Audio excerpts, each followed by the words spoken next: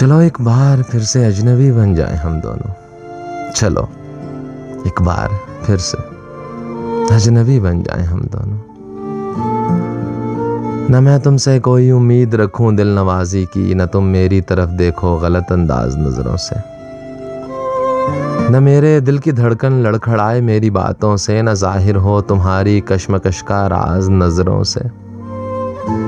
तुम्हें भी कोई उलझन रोकती है पेश कदमी से, मुझे भी लोग कहते हैं कि ये जलवे पर आए हैं। मेरे हमराह भी रुसवाइयाँ हैं मेरे माजी की, तुम्हारे साथ भी गुजरी हुई रातों के साए हैं।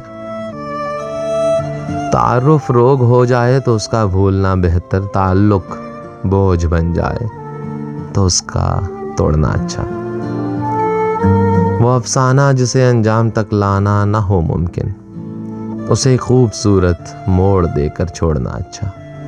चलो चलो एक बार फिर से अजनबी बन जाए हम दोनों।